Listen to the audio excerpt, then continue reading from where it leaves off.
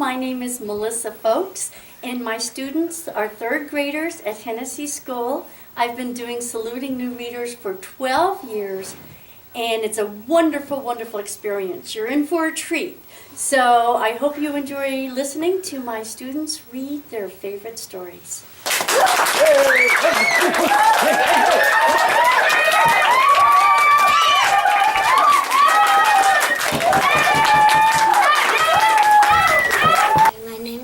And I'll be reading Rumpelstiltskin, retold and illustrated by Paula's Sky. Once there was a poor miller who had a beautiful daughter. On his way to town one day, the miller encountered the king. Wanting to impress him, the miller said, "I have a daughter who knows the art of spinning straw into gold." Now the king had a passion for gold, and such an art intrigued him, so he ordered the miller to send his daughter to the castle straight away. When the girl was brought before him, the king led her to a room that was filled with straw. He gave her spools and a spinning wheel and said, "You may spin all night, but if you have not spun the straw into gold by morning, you will have to die." With that, he locked the door, and the girl was left inside alone. There sat the poor miller's daughter without the slightest idea how anyone can spin straw into gold. For the life of her, she said she did not know what to do. She grew more and more frightened, and then she began to weep. Suddenly the door sprang open, and a tiny man stepped in. "Good evening, Mistress Miller," he said. "Why are you sobbing?" "Oh," the girl cried, "I must spin this straw into gold, and I don't know how." "What will you give me if I spin it for you?" the little man asked. "My necklace," answered the girl. The little man took her necklace and sat down at the spinning wheel. He pulled 3 times. Whir, whir, whir. Thank you for listening to me read. I hope you enjoyed it.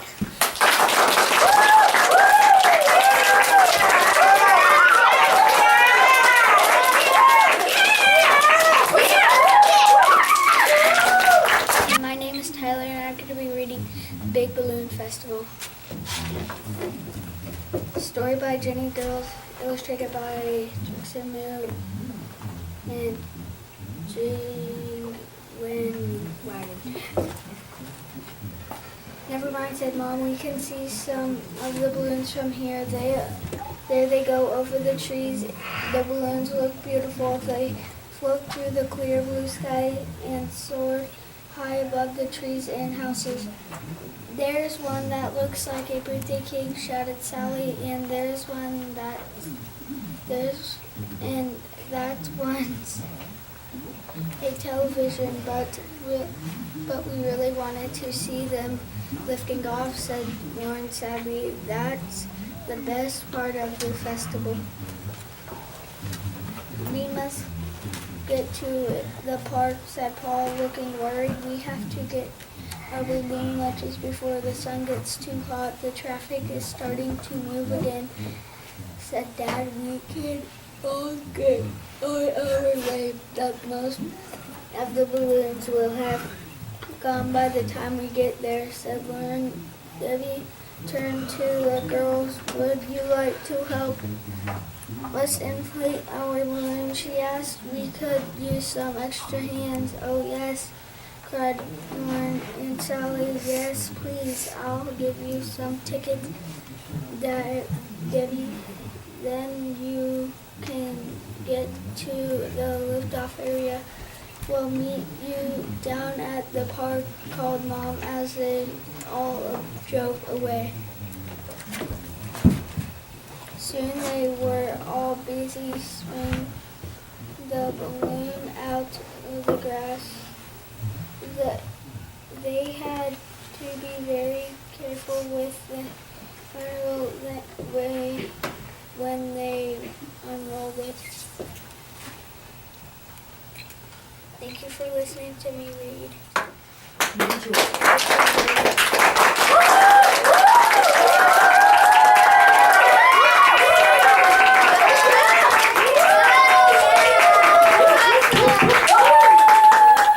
Hi, my name is Andrew. I'm going to be reading The Five Chinese Brothers. I hope you enjoy my reading.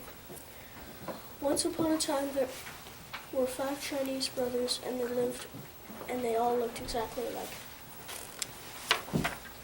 They lived with their mother in a little house not far from the sea. The first Chinese brother could swallow the sea. The second Chinese brother had an iron neck. The third Chinese brother could stretch and stretch and stretch his legs. The fourth Chinese brother could not be burned, and the fifth Chinese brother could hold his breath infinitely. Every morning, the first Chinese brother would go fishing.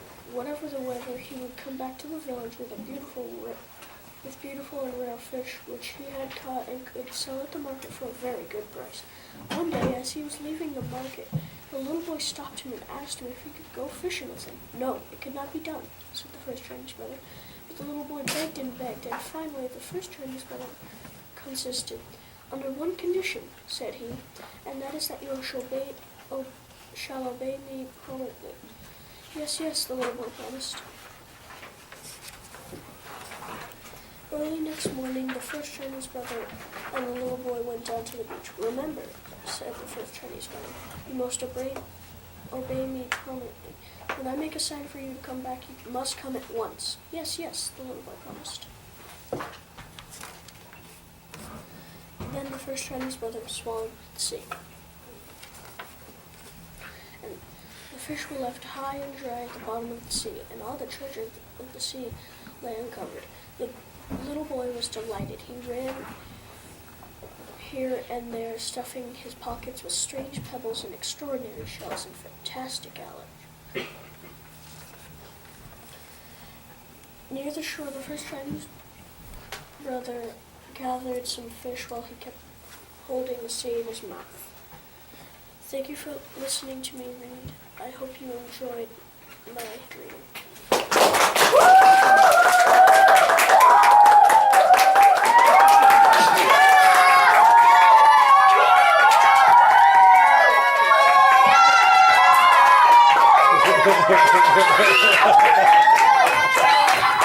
Hi, my name is Sarah. I'll be reading The House Goblin. A fellow named Tuli was grumbling about his bad luck. Either his potatoes grew small or his roof leaked, or his pig broke out of her sty and rooted up his cabbages. He was sure he was the unluckiest person in the world.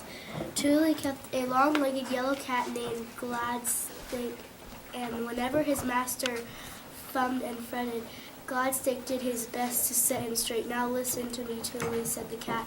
Which would you rather have, small potatoes or none? A roof with a leak or a leak without a roof? It's the nature of a pig to break out of his sty, as it is the nature of a sty to be broken out of you.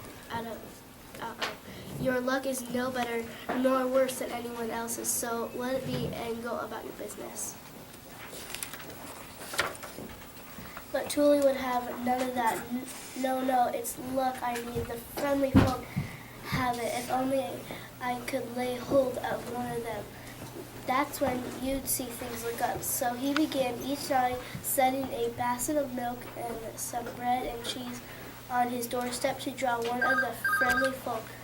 But first along came a thunderstorm and curled the milk. Then a crow flew down and made off with the bread and cheese. At last he put out a jug of cider and kipper for all Gladstake's, telling him it was a waste of good food and drink. And sure enough, next morning when Tuli opened his door, there was a round-bellied, round-cheeked little man in a green leather jacket, tucking into the kipper and washing it down with the cider as fast as he could swallow. Here's the luck, come at last, shouted Tuli. Oh, your honor, I am glad to see you. I just can't feel the luck stream already. Stir it is, said the fat little creature, sucking it too. Go stir me some porridge and put a nice lump of butter in it. 2 lumps. Thank you for listening to me read.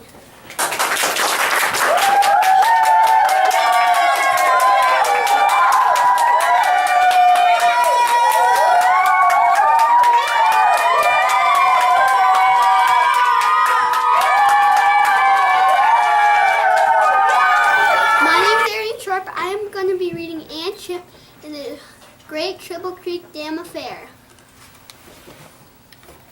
Everybody in Triple Creek loved their TV sets. No one could remember a time when there wasn't a TV in every home, nor could they remember when there wasn't watching TV. Their TVs were always on, while they ate their meals, while they worked, while they played, while they slept. They even kept photos of their TVs on their mantles along with all the pictures of their family members. Everyone loved their TVs except Elle's Aunt Chiplet. Aunt Chip, as Elle called her, didn't even own a TV. As a matter of fact, she had never owned one. This made her suspect in her eyes of the townsfolk of Triple Creek, especially since she had up and taken to her bed well over 50 years ago and vowed never to get out of it again. No one knew why, really. There was some talk about it, and it happened just about the time the huge TV tower was built over on Tedder Oak. I'm talking to my bed, ain't never getting up again. They say she shot it out of her window, but there will be consequences. Mark my words, there will be consequences, and she settled in her elder down. Elle loved her Aunt Chiplet very much in spite of her strange ways. He visited her almost every day. He especially loved when she would start into one of her great stories, like the one about the little kid in Holland who held back the sea by putting his thumb in the dike, or his favorite about a great white whale that lived in the deepest, darkest part of the ocean. Where do all these stories come from, Aunt Chip? He asked one day. Some come out of thin air. Some come out of my dreams. Some come out of write books. Books? I've thought for a long time. How do you get a story from a book? Thank you for listening to me read.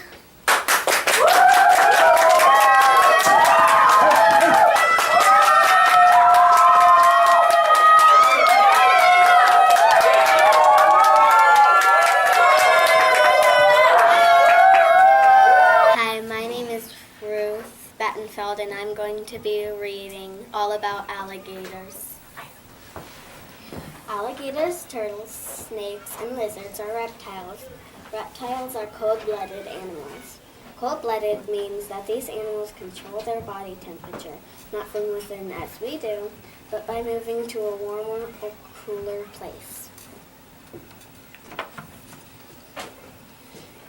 The alligator's closest relative, the crocodile, has a much narrower snout, top side, underside.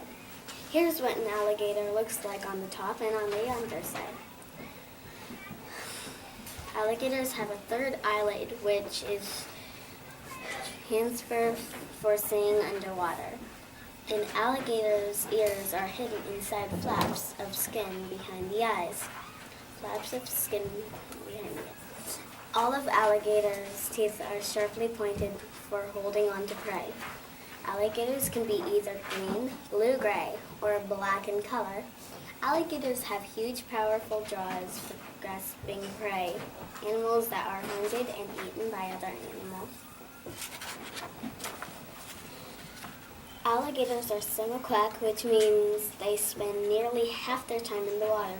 Alligators inhabit rivers, lakes, canals, marshes, swamps, and ponds. The watery realm of the American alligator, actual size of an alligator hatchling. A female alligator may bury as many as 60 eggs in her nest of rounded up grass, leaves, and mud. Alligators' eggs are hatched by the heat of the sun. The eggs hatch in 9 weeks. This is actual size of an alligator egg, with a peak of how a 10-inch alligator might fit inside. Thank you for listening to me read, and I hope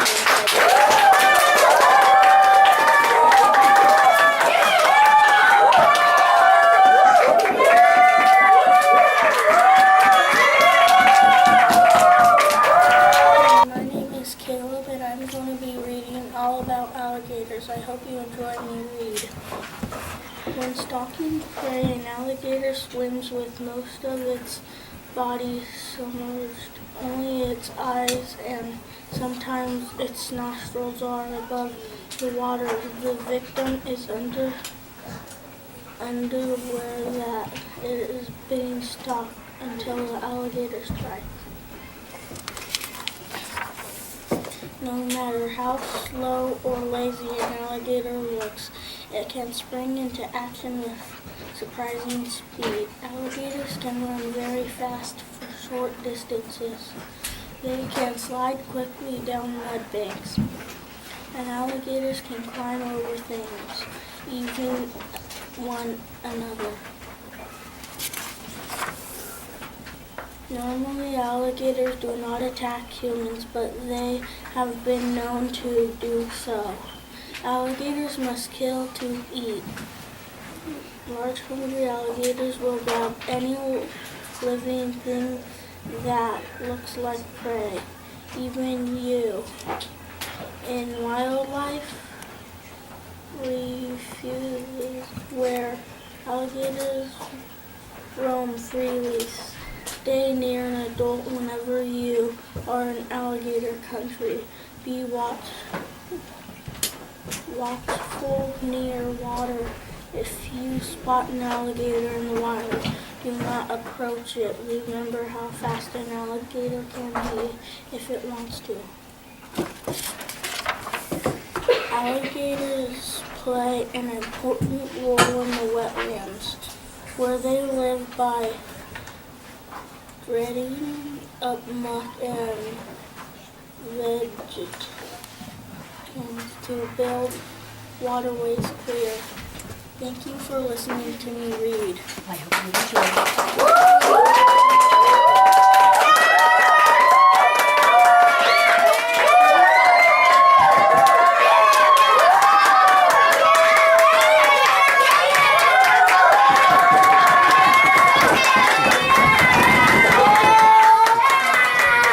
My name is Celia Cruz and I'm going to be reading A Birthday for Francis. I hope you enjoy it. Albert was the first friend to arrive, and he and Francis sat down in the living room while they were waiting for Ida. "What are you giving Gloria?" Francis asked Albert. "A little teeny tiny box, a little teeny tiny truck, and a little teeny tiny box," said Albert.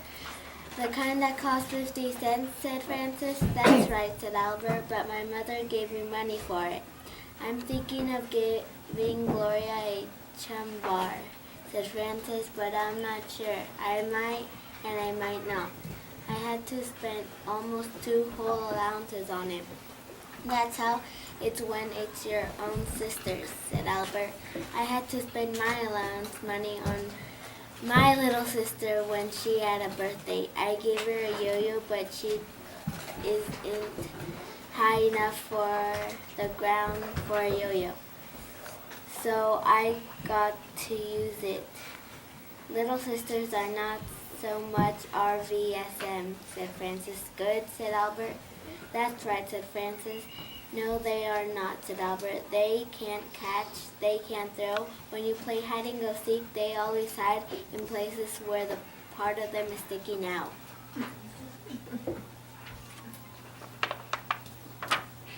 "They take your sand pail and your shovel too," said Francis. "They pull on the button eyes off the dolls that have button eyes. They break your crayons so there are no long ones left in the box. They put water in your mud pies when you don't want them to. I don't think many of them deserve a chum bar. You can't use a chum bar over." Thank you for listening to me read.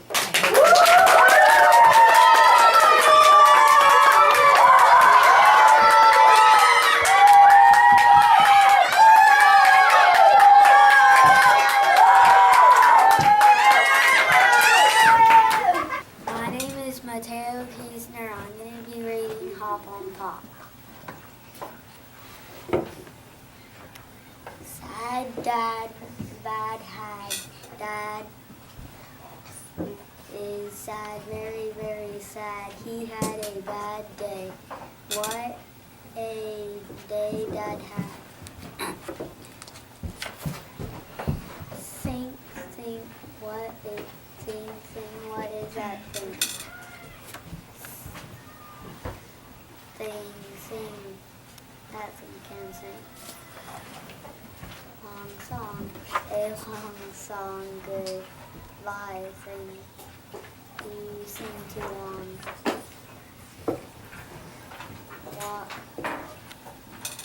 Walk, we like to walk, talk, we like to talk. Pop, we like to hop on top. We like to hop on top of pop. Stop, you must not hop on pop. Mr. Brown, Mrs. Brown, Mr. Brown upside down. Up, pup up, brown down. Pup is up. Pup is down. Where is brown? Where is brown? Where is brown? Mr. Brown is out of town. Black, black, back, black. Brown came back.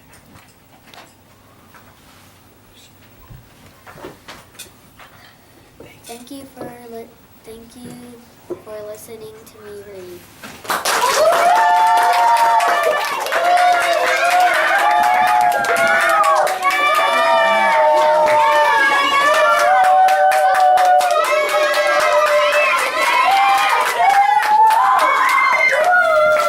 My name is Kiara and I'm going to be reading Who's That Knocking on Christmas Eve? Through the ruckus and dinner, the littlest troll spied the ice bear under the stove. He took a hot morsel of sausage that he had been roasting in the fire and screeched, "Have a bit of sausage, Kitty," and he poked the sleeping bear's nose with it. The ice bear leaped up with a tremendous roar, his nose burning terribly. Growling, he chased the little troll and all the big trolls around the table, up the walls and out of the windows. "Scratch them, Kitty." Carrie and the boy cheered as they watched the trolls scramble off through the ice and snow howl. Up on the hill, Carrie's father heard the shout, so he raced down on his skis. When he saw the trolls, Carrie's father could tell in an instant that they wanted to be as far away from the little hut as they could be. "Goodbye, trolls," he shouted as they disappeared up the mountain and he skied home. "What a fine bear you have," he told the boy from Finmark. "Thank you for scaring away those pesky trolls. You must come back next year for a real Christmas Eve feast on your way home from Oslo." And they all sat down for some poetry. A year later, Carrie was on the mountain gathering wood to make the fire to cook their dinner for.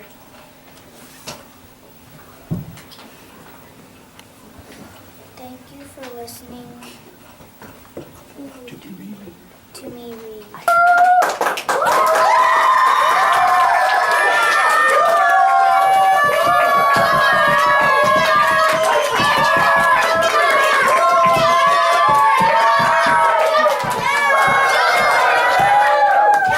My name is Leanne and I'm going to be reading Kangaroos Have Pouches and Other Animal Facts. Which is the biggest baby in the world? The baby blue whale is a real whopper, weighing up to 3 tons. That's as much is 1,000 human babies. As soon as it is born, its mom nudges it to the surface to take a first breath of air. A baby blue whale is as long as 5 scuba divers swimming tip to toe. The baby howler monkey is a champion screamer. Its cries can be heard even through thick rainforests. Which is the tallest baby? A baby giraffe is about 6 feet tall. That's taller than most grown-up people. The mother giraffe is taller still and gives birth standing up. Her new baby hits the ground feet first. Ouch! It's a long way to fall. The young dragonfly must be one of the fiercest babies it lives in the rivers and lakes and grabs almost anything that moves with its spiky jaws. Which is the ugliest baby? One of the ugliest looking babies is the turkey turtle, which is with its big hook beak and bare head and neck. But then its parents aren't beautiful either. Maybe it's come from eating all that rotten meat. Why do pandas have one baby at a time? A mother giant panda gives her cub so much love and attention that she can only cope with one at a time. By taking care of her cub for a year or more, she is helping to make sure that her baby survives. There are many pandas in the world. Zookeepers fly their pandas around the world so that they can meet other pandas and hopefully large animals lay hundreds of eggs. Thank you for listening to me read.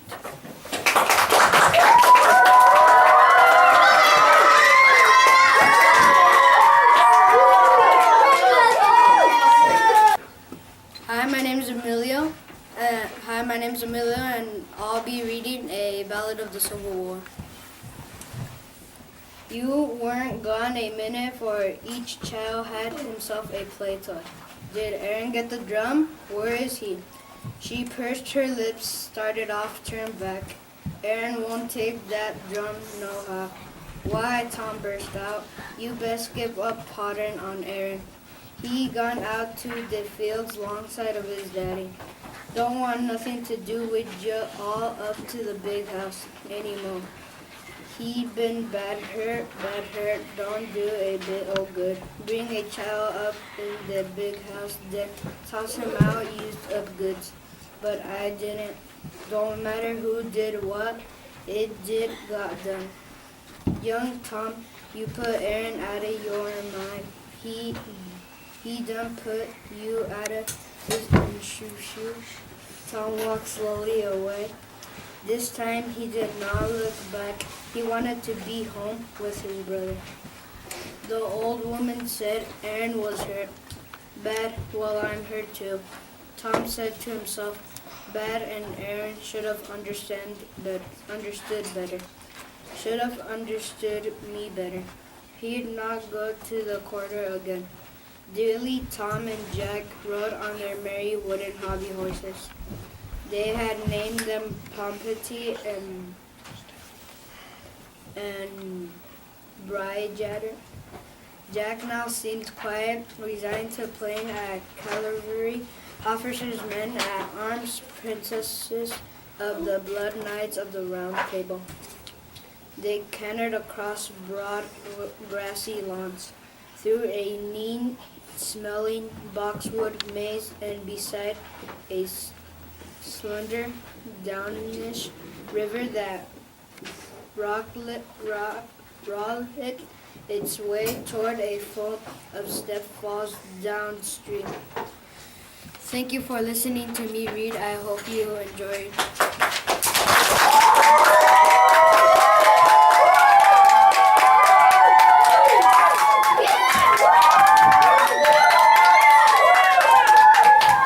Hi, my name is Chloe, and I'm going to be reading If You Take a Mouse to the Movies. If you take a mouse to the movies, he'll ask you for some popcorn. When you give him the popcorn, he'll want to string it all together. Then he'll want to hang it on a Christmas tree. You'll have to buy him one On the way home, he'll see a snowman in your neighbor's yard. He'll want to make one of his own. Then he'll need a carrot for a nose. When he's all finished, he'll decide to build a fort. He'll ask you to help him. Then he'll want to make some snowballs and have a snowball fight. Playing outside will make him cold. He'll want to go inside and curl up in the couch. He'll ask you for a blanket. Once he's nice and cozy, he'll want to listen to some Christmas carols. You'll have to find some on the radio. He'll probably sing along. The carols will remind him of his Christmas tree, so he'll want to make ornaments. You'll get him some paper and glue. He'll ask you for some glitter. When the ornaments are done, he'll hang them all up. Then he'll stand back to look at the tree. He'll notice that his popcorn string is missing.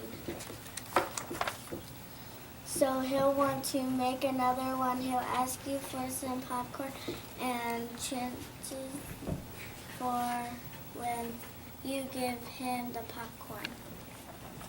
Thank you for listening to me read.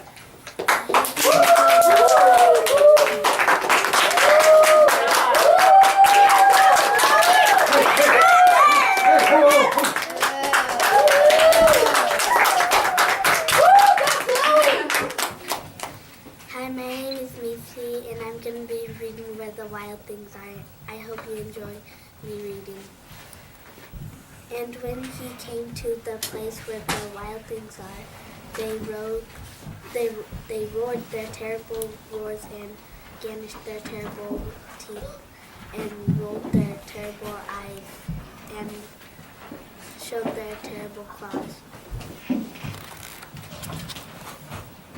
Till Max said, "Be still," and templed them with the magic trick of startling all their yellow eyes without blinking once. And they were frightened and called him the most wild thing of all. And made him king of all wild things. And now, cried Max, the wild things rumbled start.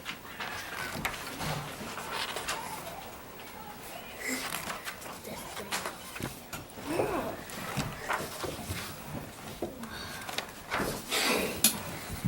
Now stop, Max said, and sent the wild things off to bed without their supper. And Max, the king of all wild things, was lonely and wanted to be where someone loved him best of all. Then all around from far away across the world he smelled good things to eat. So he gave up being king of where the wild things are.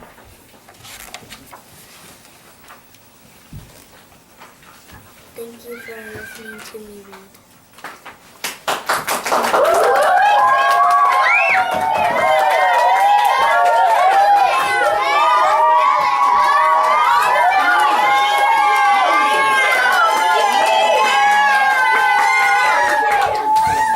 My name is Chance, and I'm going to be reading Big Al. Other fish seemed to have at least one friend. Some had many, but Big Al had none. He didn't really blame other fish. How can he expect a little fish to trust a great big fish with eyes, skin, and teeth like his? So Big Al was lonely and cried big salty tears into the big salty sea. Big Al really wanted friends, so he worked at it. First, he tried wrapping himself up with seaweed. He thought it was a great disguise, but no one else did. Who wants to stop and talk to a floating plant with big sharp teeth? Then he thought if he puffed himself up all around, other fish would laugh and see how clever and silly he could be. But all they saw was how big he could be, and they steered clear.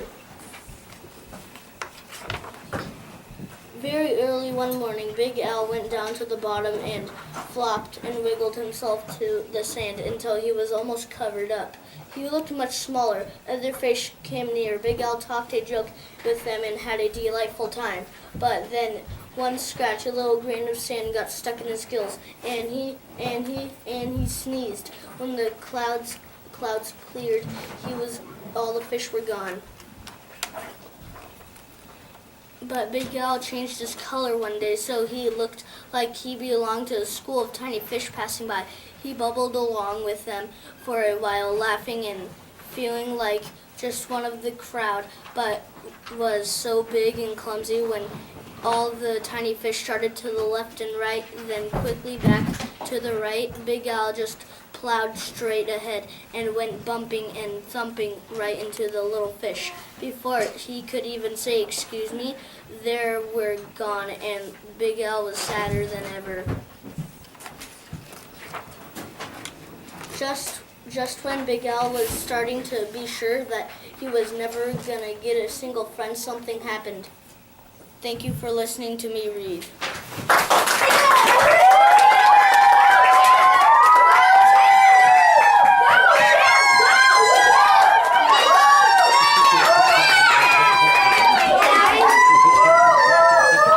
Hi, my name is Miguel, and I'm going to be reading Saturday Night at the Dinosaur Stomp.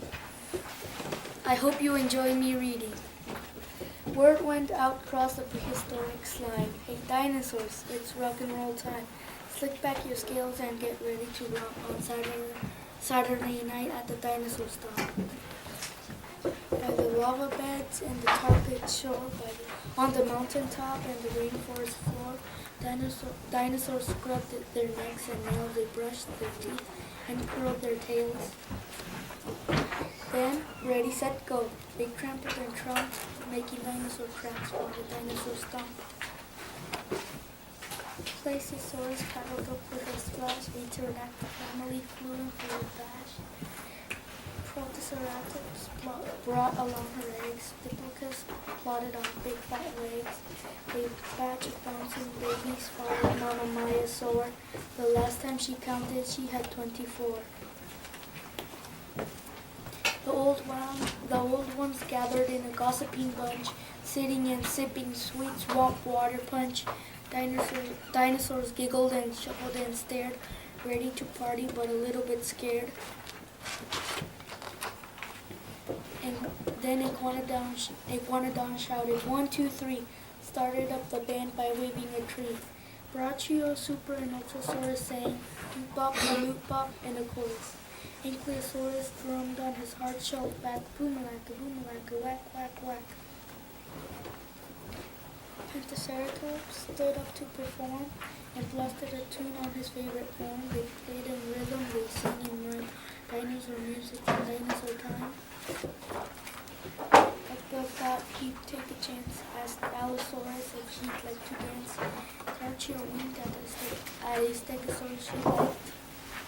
They danced together, spike to spike. Thank you for listening to me read.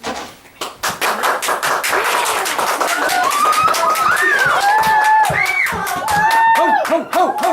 Hey!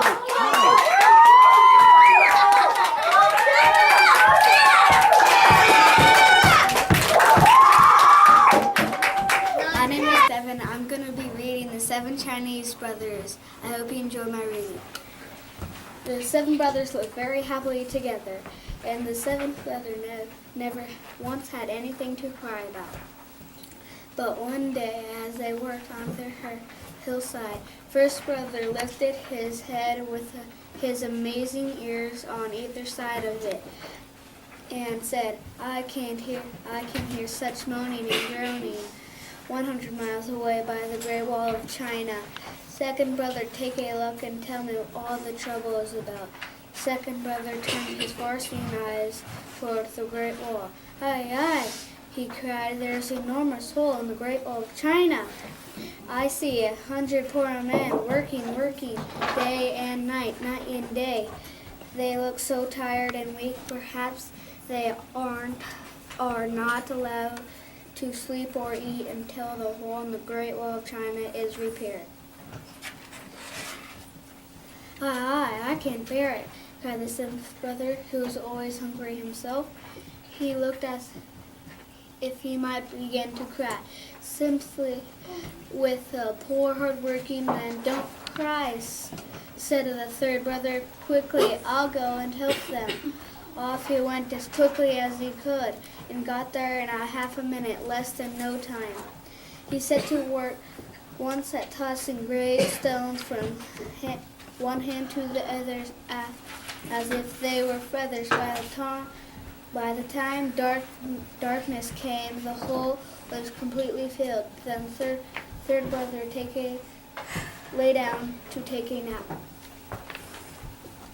But when the emperor heard that a single man had repaired the hole in one afternoon, he was not grateful indeed. He looked very worried. Thank you for listening to me read. I hope you enjoyed it.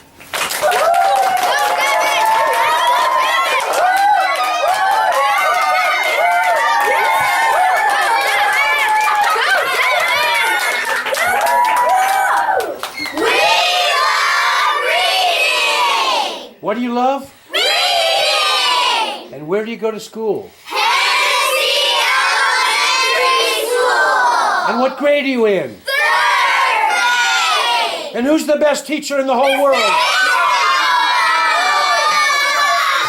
Let's hear it for Mrs. Fowlkes. And let's hear it for reading. Yay!